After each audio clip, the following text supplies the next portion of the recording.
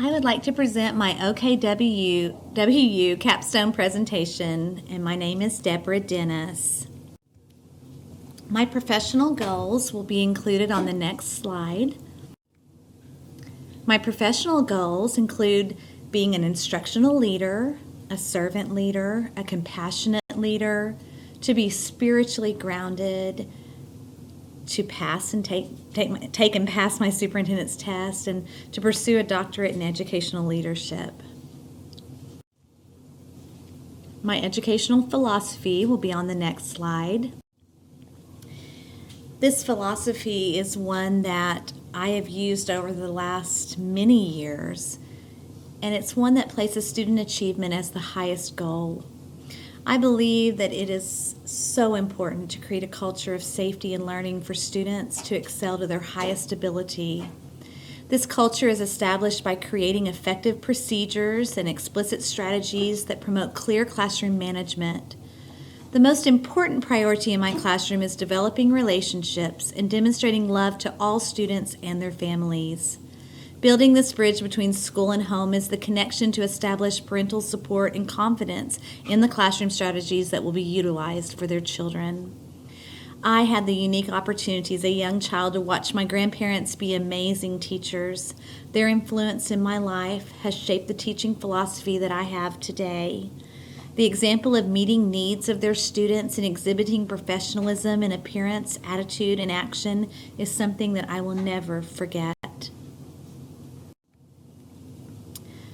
On the following slides, we will examine the ELCC standards, and the first one is my action plan, how fluency instruction affects reading comprehension in elementary age learners. I chose this action project because of the declining rate of literate children in our state. In this study, I examined the existing practices and observed classroom interactions to best assess needs of our school. Brain research was used to provide strategies for teachers to employ systematic and explicit instruction. This instruction was scaffolded for the teachers as well as the students. This study revealed through the use of the new strategies and assessment that fluency can be increased in students, resulting in better comprehension. The data collected helped me to explore the effect that explicit fluency instruction has on comprehension. The majority of the students in the study showed extensive gains in language and reading comprehension. We found that there were several key ideas that influenced the comprehension process. Those included automaticity in word recognition, accurate word recognition, prosody or expression, and that their fluency was sufficient to permit comprehension. One of my favorite research models I used in this plan is called the Scarborough's rope. And in this rope formation, you're going to notice that it starts out with strands of language, and then the rope angulates together until it is tight, and that represents the skilled reading, the fluent and comprehension that's happening, and it's strategic and automatic. But you notice on the edges where the rope is just beginning, they're all separate entities. And each of those, there's one rope that shows the language comprehension side, and then the bottom part of the rope shows the word recognition side.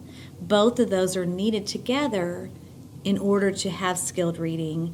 Each can be taught separately, but none can be left out, or your rope will not be a strong rope. It will be able to untie and unweave, and that is what happens so often in the breakdown in the comprehension process. This slide is an explanation of Scarborough's rope. He created this model in 2001, and the strands of the rope show the component skills of each of the two major dimensions of reading. This model emphasizes that fluent reading for meaning depends on successful mastery of a number of subskills within the word recognition and language comprehension domains. As reading is learned, these subskills become more and more closely intertwined, although the contribution of each strand can still be measured in a proficient reader.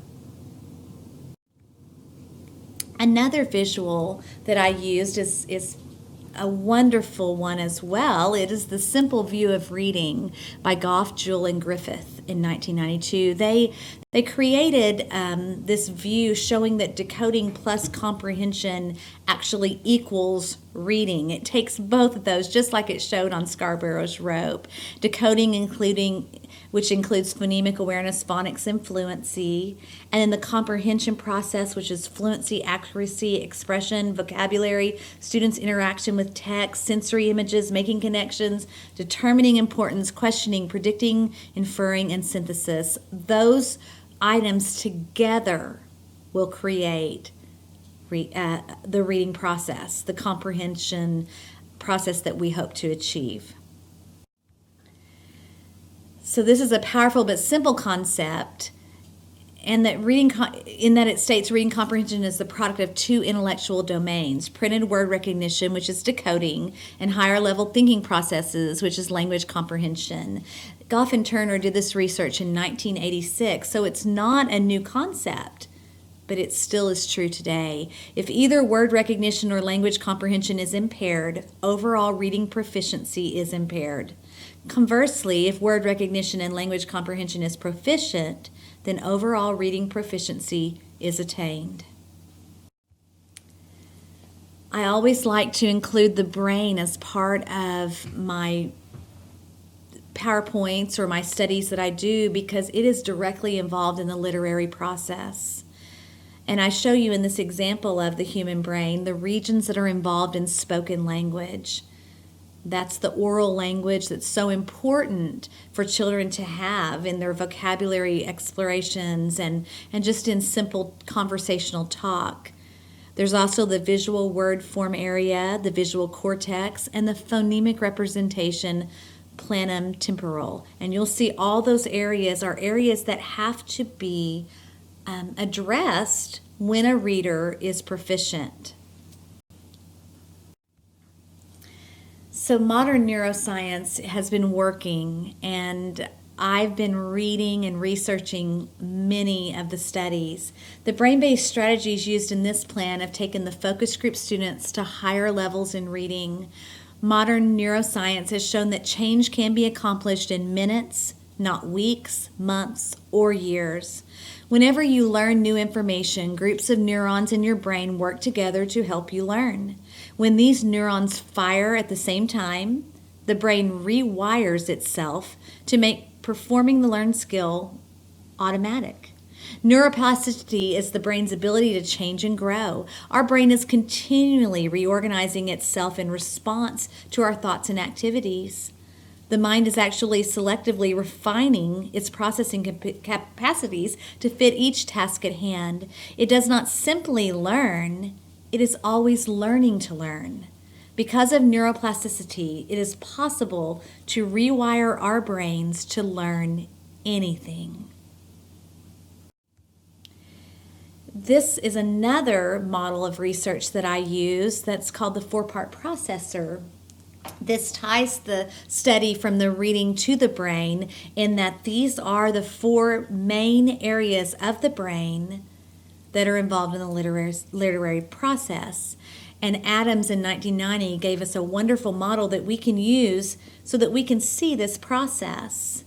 On the next slide, I will detail what the phonological processor, the orthographic processor, the meaning processor, and the context processor mean for a beginning reader and a reader that reads not just to learn, or not just a reader that learns to read. It's going to help both of those entities when this is happening. So first of all, we'll look at the phonological processor that was on the bottom left. The phonological processor is the area of the brain that is responsible for sound. At the earliest stages of child development, this processor is ignited through the babbling and cooing of a baby. Oral language development and phonological awareness activities are critical to developing this processor.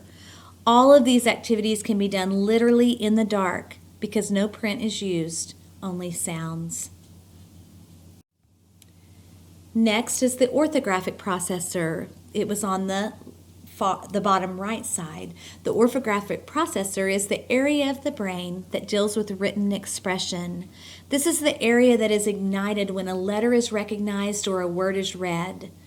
This processor works directly with the phonological processor in that when speech and print areas of the brain are ignited, phonics occurs through the angular gyrus bridge that holds these two areas together. A problem with either of these two areas will result in phonetic problems. The meaning processor was in the center, and it is the area of the brain where vocabulary and word exploration occurs. Once again, this is an area that is ignited in the early years of child development. Oral language is critical to developing this area of the brain fully. Providing visual details for words is critical to enhance the meaning processor. This processor connects to the phonological and orthographic processor and leads to the next processor, which is context. The context processor is where true comprehension occurs in the brain. This is the highest pinnacle of reading development, which is ignited when the connection is made between meaning and the context of the word. Once again, oral language development is critical, and the use of vocabulary exploration into multiple meaning words will heighten the context processor's ability to discern and comprehend meaning.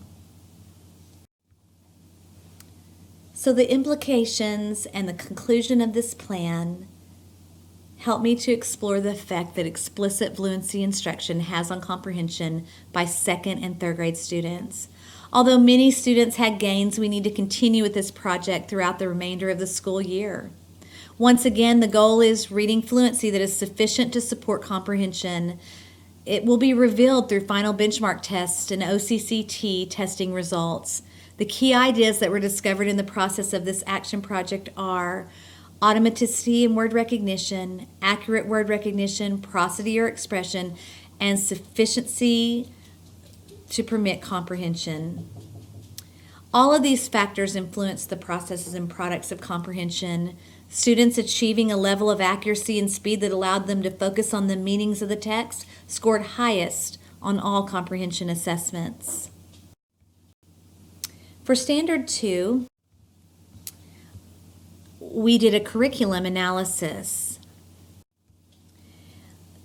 This had a concentration in the Literacy First framework strengths and weaknesses. I also looked at the why of brain research and dyslexia, and the research of systematic phonics versus whole language, and then recommendations will be addressed.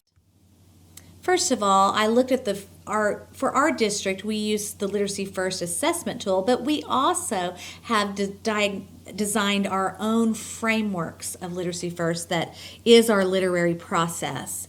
The strengths of this is the curriculum is based on reading research and has validity. It also addresses all 5 components of reading with writing and spelling included. The weaknesses are the timeframes needed for successful implementation and adjustments needed to attend to the current RSA law, and that administrators are so busy with evaluative duties that they become lax in attending to curriculum needs. I also looked at how phonics versus whole language. This is a hot topic for many.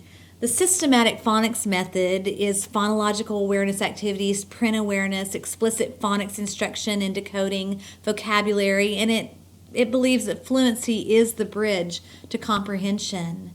Where the whole language movement is thematic. It's reading by sight, no phonics instruction, experience books. Students learn to read by listening to others read, and repetition. My research into this, I looked at Sheridan from 1985 first, who said that classroom research shows that on the average, children who are taught phonics get off to a better start in learning to read than children who are not taught phonics. The advantage is most apparent on tests of word identification, though children in programs in which phonics gets a heavy stress always does better on tests of sentence and story comprehension, particularly in the early grades. And then Marzano in 2000 said one reason reading nonfiction may be so important is that it helps students develop their background knowledge, which itself accounts for as much as 33% of the variance in student achievement. he also says, Marzano does, that the correlation between spelling and reading comprehension is high because both depend on a common denominator, proficiency with language. The poorer a child's language abilities, the poorer that child's spelling will tend to be. The more deeply and thoroughly a student knows a word, the more likely he or she is to recognize it, spell it, define it, and use it appropriately in speech and writing. Then Blackburn in 2011 says, I define rigor as creating an environment in which each student is expected to learn at high levels. Each student is supported so that he or she can learn at high levels, and each student demonstrates learning at high levels. For Standard 3, I had a school finance portfolio. The school in my district that I chose to use for this activity is Benjamin Franklin Science Academy in Muskogee Public School District. BFSA is one of 9 elementary school sites in our district, and they are considered a science magnet school. Their total budget for the year 2016 is $23,060. This amount is 28.81% of the district's budget. Because of their magnet status, they receive an additional $8,000, which is included in the total budget amount of $23,060. It is difficult to identify all of the exact amounts in this year's budget that is linked to student learning because all of those funds have not been distributed from the state and federal government at the time of my curriculum analysis. They will be receiving RSA money that was a minimal $3,500 last school year. They will receive Title I monies of $50,000 this year compared to $138,000 last school year. Due to their middle school status as well, they receive ACE remediation money of $1,800, and interventionists are hired each year to work directly with students at a rate of $25 for 18 hours for a total of 30 weeks. 6 tutors are also hired to work directly with students at a rate of $25 for 5 hours per week for a total of 30 weeks. This time could be shorter than the 30 weeks if money is running low in these accounts. I would have loved to configure and examine more accurately the budgets of Muskogee Public Schools, but due to the change in the online financial system this school year, it proved to be tedious. The numbers that I was able to receive came directly from an expenditure summary report that I received from Principal Donna Pillars at BFSA. I was unable to schedule a meeting with the Best Center due to staffing meetings and an inability to assess the system. These are some artifacts for my school finance portfolio that included some research studies that I read and also research papers that I wrote, or most of those things. I had also some logs of interviews that I conducted with chief financial directors and financial secretaries and principals and those types that helped me understand more clearly this financial process. That leads us to Standard 4. In which I created a communication plan. Now, this was one of my favorite items too, along with my action plan that I enjoyed doing. I designed it and added all of our Muskogee logos, and it is always a great day to be a referee. Couldn't find a written communication plan anywhere that I looked, so I thought, well, I will just make it to where if I were a principal, it would be one that maybe I could use for my school. The communication plan overview.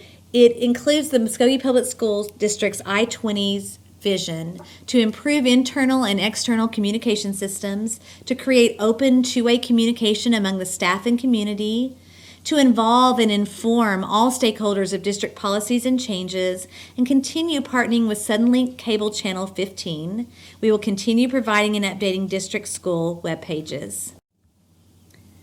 The first goal and strategy will be to clarify district flow of information by sharing organizational charts with staff members detailing the decision-making process, accountability structure, and reporting.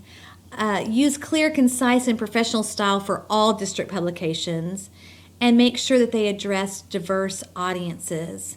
They will be translated if necessary for different language groups, and all of these communication pieces will be proofread for mistakes prior to disbursement.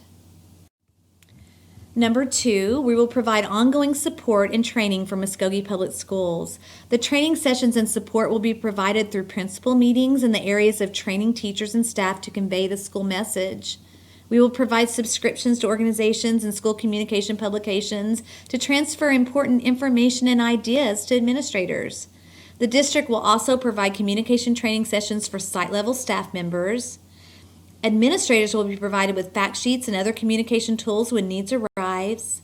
And the district will organize the media in the communication process by providing a representative from each school site. Number 3, provide information on district-wide issues. Information will be distributed on a need-to-know basis.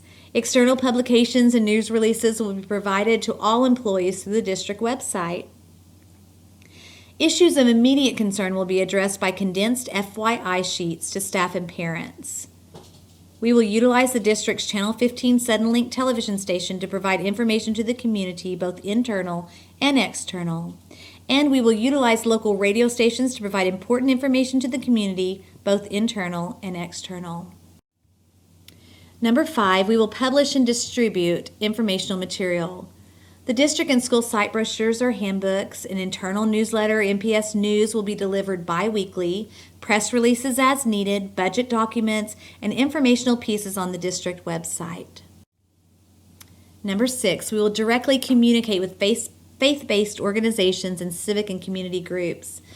We will include these groups in district mailouts in order to provide information, attend monthly community meetings. We'll develop partnerships with these organizations, and key leaders will be provided with communication materials. Create a community outreach through programs like Luminous Ladies and Magnificent Men that mentor students during the school day.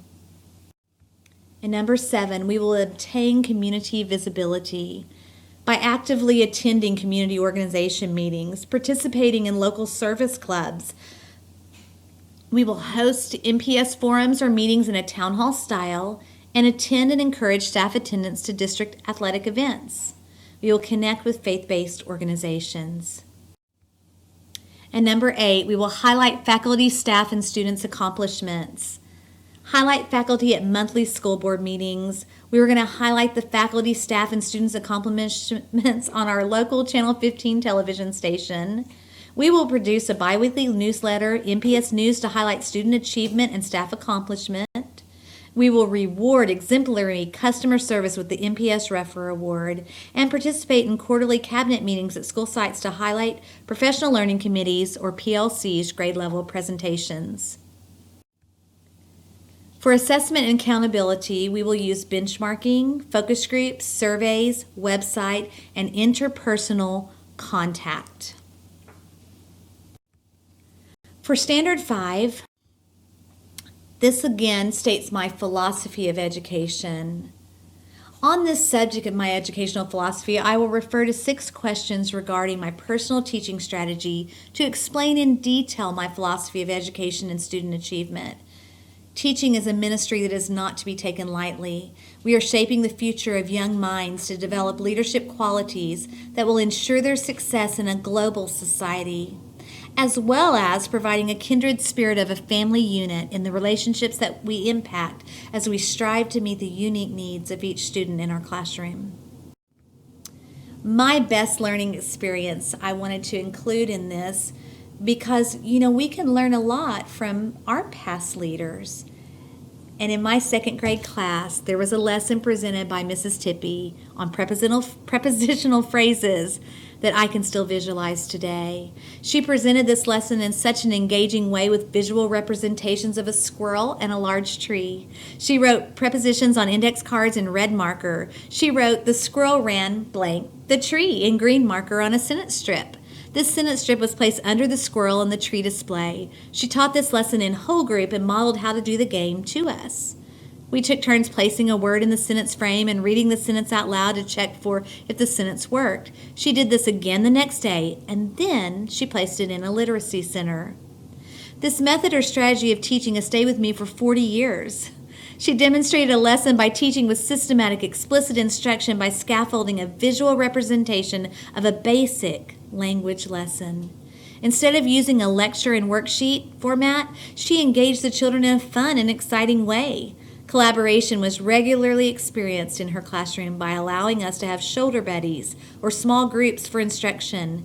She was and still is one of my very favorite teachers. From that, I will talk about my best teaching experience. It happened in a kindergarten classroom when I decided to implement phonological awareness activities every day for 15 weeks during my morning circle time. During this time, I included alphabet recognition activities and word families, and at my teacher table, I used manipulatives, letter squares or tiles, Elkonin boxes, and whiteboards to connect their newly acquired phonological awareness to phonics instruction. My classroom transformed immediately. This can be explained by the research of Dr. Torgeson, who states, children who are destined to be poor readers in 4th grade almost invariably have difficulties in kindergarten and 1st grade with critical phonological skills. Their knowledge of letter names, their phonemic awareness, ability to hear, distinguish, and blend individual sounds, their ability to match sound to print, and their other skills in using the alphabet principle are weak. He stated this in 2004. Students were engaged and I was in control. The data showed gains for all of my students. Teaching with a systematic, explicit approach as I did in my classroom and as referenced above by my experience as a 2nd grade student is the most effective way to experience student achievement. The goal of teaching is student achievement. My primary goal in teaching is student achievement. To do this effectively, I use progress monitoring to track progress in each of my students weekly. Small group instruction is vital to teaching strategies unique to each student. Whole group time is used to provide time for collaboration and review. No new teaching happens in whole group learning time, but instead is reserved for my teaching table and small group instruction time. I use data to establish my groups, and they are flexible in nature. As students master skills, they can move to a different grouping. Consequently, if a student fails to master a skill, extra time in that group will be used to close that gap in their learning. This is important to me because if I do not ensure that learning is occurring for my students, then who will? I have a vast responsibility as a classroom teacher to succeed in providing the skills and strategies needed to ensure student success. Research has demonstrated that if a child experiences gaps in their learning, they more than likely will have much difficulty gaining academic success. All of this explains the very sobering fact obtained from several longitudinal studies. Children who are poor readers at the end of 1st grade almost never acquire average level reading skills by the end of elementary school. This was done by Francis, Shaywitz, Stubing, Shaywitz, and Fletcher in 1996, Jewell in 1988, Shaywitz in 1999, Torgeson and Burgess in 1998. Every one of these researchers came to the same conclusion, which is quite staggering. I first create the culture in my classroom through my management techniques. Procedures are vital to the success of any classroom. These procedures must be practiced daily until they move from extrinsic to intrinsic qualities.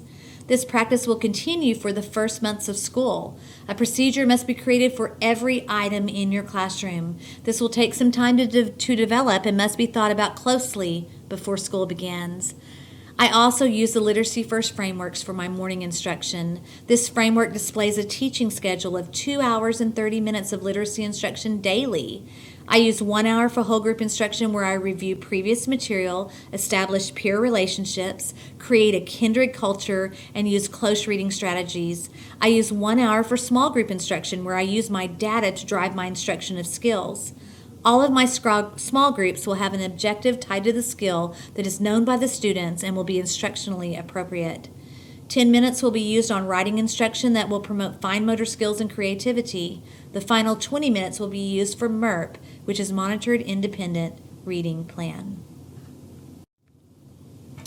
They also are to choose books that are in their current Lexile level. I also provide extensive vocabulary work with my students to extend their language ability for comprehension and writing success. Vocabulary is so important to our students' daily instruction. There are so many words to learn, and yet so little time to teach them. This makes us have to be strategic in choosing words for specific instruction and texts that are enriched with vibrant vocabulary. I use these particular strategies because they are successful in achieving student gains. The alternate forms of lecture and worksheets do not provide for student engagement or progress monitoring. I do not wish to wonder or guess where my students' levels are. For this reason, I will continue to use data for progress monitoring and explicit strategic instruction to foster brain-based skills into my students' lives. I also will continue to pour love and acceptance into the lives of my students and their families because that is the most important of all strategies. That leads me to Standard 6. This was the school law research. This course was truly one of the most informative for me personally. We collaborated together on almost all of our assignments, which created a bond within our cohort. Our culminating assignment was to pick a controversial topic and defend our stance with past and current legal cases through a PowerPoint presentation. I will include portions of our PowerPoint that Sean Heminger and I created. We chose the topic of dress codes, which is quite a hot topic in schools. Our intentions were to consider the constitutional controversy of dress code policies and to analyze specific cases which has shaped school policies. We looked at the 1996 State of the Union address where President Clinton even talked about school uniforms by saying, "I challenge all of our schools to teach character education, to teach good values and good citizenship. And if it means that teenagers will stop killing each other over designer jackets, then our public schools should be able to require their students to wear school uniforms. If it means that the schoolrooms will be more orderly, more disciplined." The Long Beach Unified School California, they took action on Clinton's words. First, to adopt mandatory school uniforms, to report major reductions in discipline and violence issues, and other schools followed suit to adopt new dress codes. First Amendment writes Tinker versus Des Moines in Indiana School of 1969. This was a time when students were asked to stop wearing black armbands in protest of the Vietnam War. The Supreme Court saw the case and ruled 7-2 that schools could not restrict students from making political message through their clothes. Schools must be able to show how the dress code would cause major disruption to school activities or violate other people's rights. In Frazier versus Bethel in 1986, a student was not allowed to make a public speech for including sexual references and other vulgar speech. The Supreme Court ruled in favor of the schools, which enable schools to restrict speech and even clothes if deemed vulgar. Barber versus Dearborn in 2003. Breton Barber was asked to turn her shirt inside out since it had President Bush on it with the caption, "International Terrorist." School policy forbid offensive or vulgar speech. Supreme Court ruled in favor of Barber, claiming that the protest of the Tinker case was the same as Barber's shirt, and schools could not restrict dress due to personal disliking. In Pyle versus School Committee of South Hadley, 2 Massachusetts students were asked to turn their shirts inside out for the slogan "Co-ed naked." The students sued in the Massachusetts courts ruled in favor of the schools. Frazier versus Bethel does enable schools to prohibit vulgar speech, but Massachusetts law claims students have the freedom to express themselves regardless if it is vulgar. Only if the dress code causes disruption to learning can Massachusetts schools prohibit. States have the ability to grant greater freedoms and protections than the Constitution already provides. The sample of my school law research paper coinciding with the PowerPoint, I just looked at different areas, and I've included those here about the cases, and I talked about those controversial topics that were included in those samples. For Standard 7, this is where we included all of our documentation of our internship, which, woohoo, I finished my internship log. I'm so thankful for that. And that's a sample of it included there. And also the crosswalk was included, and our standard self-evaluations. Those type things were what we put in Standard 7. And just, I have truly enjoyed my internship process. I've been able to go be in 5 different schools. How awesome. So I could look at 5 different types of leadership, and I could see strengths and weaknesses in all of them, and I could use that for my betterment to understand more of who I want to be as a leader. My most meaningful internship activities was developing the action plan and then overseeing the benchmarks and progress that happened in my target school. In the 3rd grade classroom, they only had 9 that scored unsatisfactory on the last benchmark, which had previously been approximately 20 scoring unsatisfactory on the second benchmark. Another meaningful activity is when I was asked to lead a presentation for parents on Family Literacy Night on the topic of the importance of reading at home. The research I performed on this topic was extensive, and I created a passionate PowerPoint on the topic. The audience was very receptive, and many of them stayed to visit with me afterwards. I was able to share strategies that they could use at home in the area of the 5 components of reading, and specifically oral language. I gave them several handouts with printed resources and strategies to use at home, and I will include a sample of the PowerPoint and handouts to finish this presentation. It was entitled, How Can Parents Help Children to Learn? And I'll just quickly go through these slides just so that you can kind of see why I felt it was so important. Because if a parent reads at home with their child and really understands the literacy process, we know all parents want their children to succeed. So giving them the tools and explaining these different areas of phonemic awareness, phonics, fluency, vocabulary, and comprehension, that's going to help them even more if they understand it. And their reading ability will be increased. The parents' role in reading, I gave them just different things that they could do about going to the library and just keeping it positive and providing support, modeling good reading. I showed them story maps, and I gave them toolkit tools. And then I also gave them some handouts on that night to just assist them even more as they walked away. And then that concludes my presentation. This is myself and my sweet husband of, I can't believe, 25 years. That's just crazy. I just want to thank you for all you've poured into me. The spiritual and educational knowledge that I've gained has enhanced my personal and my educational growth, and I will be forever grateful.